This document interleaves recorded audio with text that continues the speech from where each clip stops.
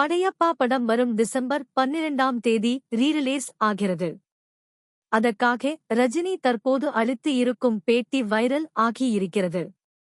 படையப்பா படத்தின் கதையே தன்னுடையதுதான் என்றும், நண்பர் பெயரில் அவரே தயாரித்ததாகவும் தெரிவித்து இருக்கிறார் ரஜினி. நீலாம்பரி ரோலில் முதலில் ஐஸ்வர்யா ராயை நடிக்க வைக்க ரஜினி விரும்பிய நிலையில், அவர் மறுத்ததால் இறுதியில் ரம்யா கிருஷ்ணனை நடிக்க வைத்ததாகவும் கூறியிருக்கிறார். அப்பா ரோலில் சிவாஜியை நடிக்க வைக்கலாம் என கேஷூர் ரவிக்குமார் கூறிய நிலையில், வேண்டாம் என ரஜினி முதலில் கூறினாராம். ஏனென்றால் படத்தில் அவருக்கு மிக குறைவான காட்சிகள்தான் இருக்கும், அதனால்தான்.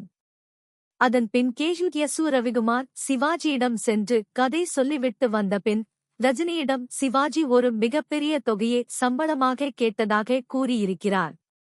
அது பெரிய தொகை, அதனால் வேண்டாம் என ரவிக்குமார் சொன்னாராம். அவ்வளவு பெரிய நடிகரிடம் சென்று கதை சொல்லி, அவரும் ஓகே சொன்ன பிறகு, வெறும் சம்பளத்திற்காக அவரை வேண்டாம் எனச் சொன்னால் சரியாக இருக்காது எனச் சொன்ன ரஜினி, மறுநாளே சிவாஜி வீட்டுக்கு சென்று அந்த தொகையை ஒரே பேமெண்ட் ஆகஸ்ட் கொடுத்து படத்துக்கு புக் செய்துவிட்டு வந்தாராம்.